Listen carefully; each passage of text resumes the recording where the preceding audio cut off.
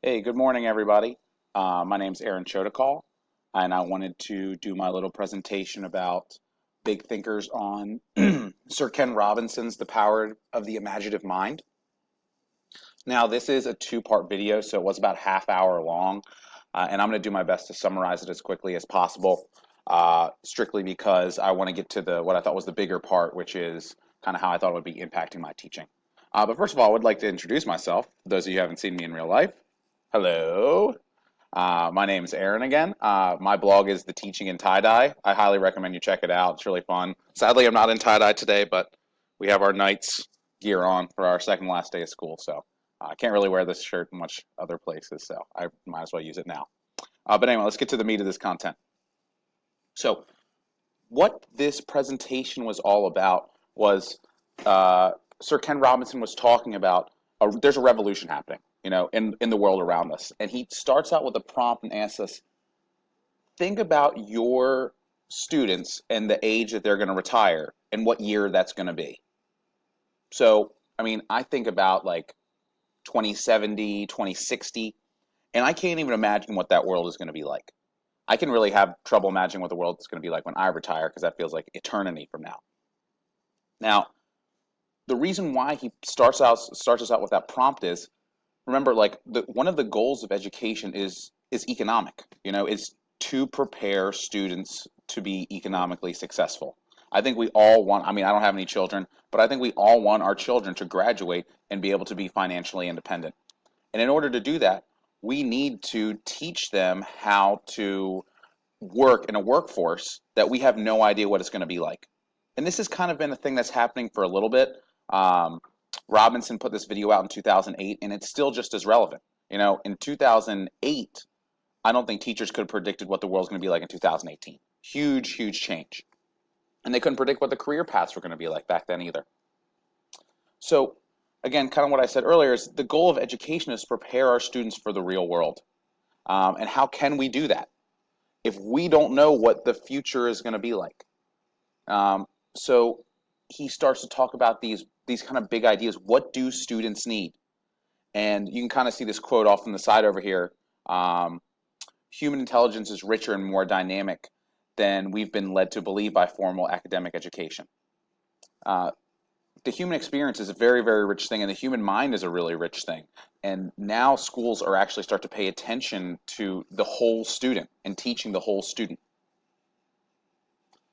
So what he kind of tries to bring up is what skills are students going to need in the future.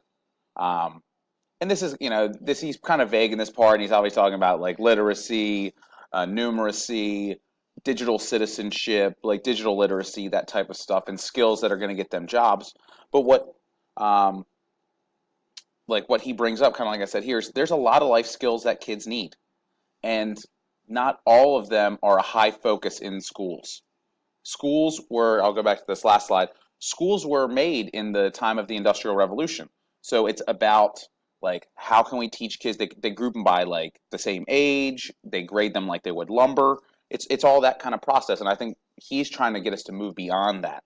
He doesn't want education reform, he wants to transform education. And one of his big pushes is not only do we need to teach them literacy, numeracy, all that kind of stuff, we need to teach them how to be creative and how to teach creativity, which is a kind of a difficult thing to quantify. He talks about how he's worked with, like when he worked with Prime Minister Blair in England, because the guy's an English dude, about how he tried to set up designs for teaching creativity and like monitoring creativity and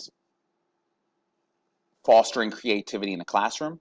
Um, and he gives some examples, but again, they're quite vague, so they could be kind of applied to a lot. What I did really like is his definition of creativity, which is the process of creating something new or something original that has value. Sorry, that's not creating; it should be creating right there. Um, and he also makes a really good point. Like I said, to be creative, you have to be intelligent, and to be intelligent, you have to be creative.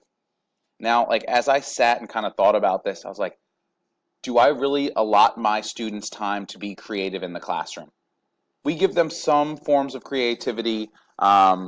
But really, in a math classroom, again, I told you guys already, I'm a math teacher. It can be kind of hard to foster creativity. We do a lot of problem solving, which has some creativity elements in it, thinking like, uniquely. But it made me think, like, what can I do, or what am I doing already that is allowing my chance or my students an opportunity to be creative? So I came with a kind of like a short list. Um, what I would like to do and like to do more is personal expression. I think is really important. When kids can feel safe enough to express who they are through their work and who they like, what they like in their work, then it really becomes something that I don't know how you say it, it becomes something that they become more proud of. It becomes theirs. It is theirs.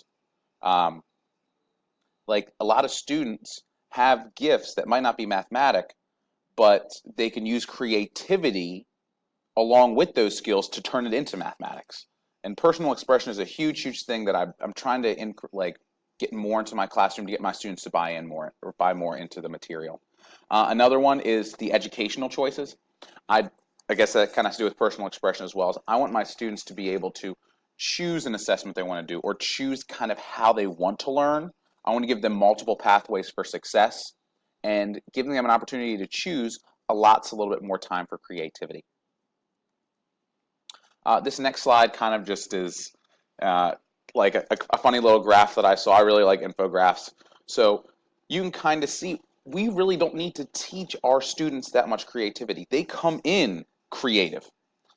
The young mind is incredible with about thinking outside the box, coming up with alternative answers. It's just by the time they get to a certain age in academic schooling, as you can see, that creativity is just not fostered. It's not celebrated. So that needs to be something I'm going to try and work on in my classroom is celebrate creativity. It might not be the best answer, but at least the student is thinking. It's a way to show thinking. And what the challenging thing about creativity is how do you like I don't know, how do you assess it? It's very hard for me to say, is this student is good, he's smart, but is he creative?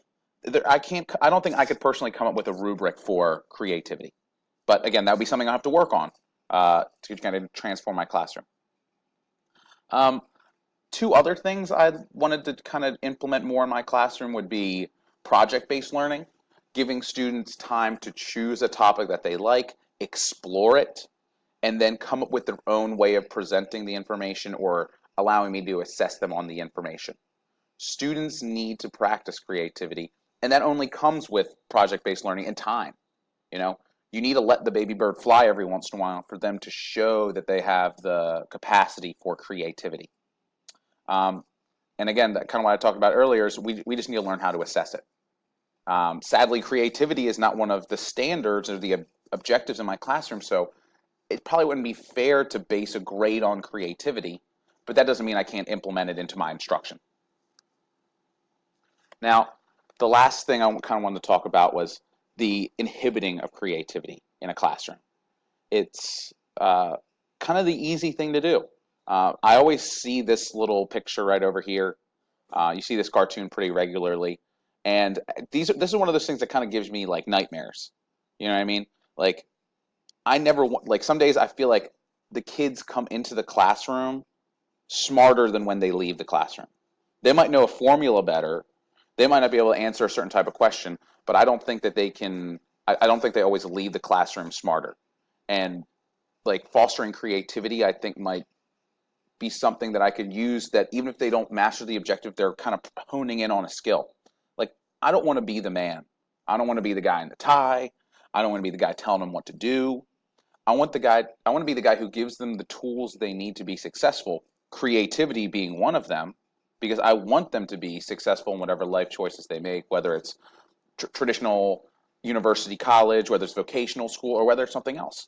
And creativity gets utilized in all of those things. So I could see why Sir Ken Robinson really put an emphasis on that. Like creativity is important. Creativity needs to be integrated into every subject matter, just like kind of like how art needs to be integrated in all subject matters. It's a really, really important skill that our students need to learn. So I'm going to switch back over to me for a second so you guys get one more good look. I just want to thank you guys for checking out the blog, watching the video. Shout out to all the people who comment on my page. I love it. I read it. I respond to it. Uh, and if you guys have any feedback about this, or you have any ideas of how I can be creative in my classroom, or how you're being creative in your classroom, um, as the YouTubers do, leave some little comments below, and I'll be glad to read through it. And feedback's always, always appreciated. Thank you guys so much. Almost summertime. Have a blast. See you guys.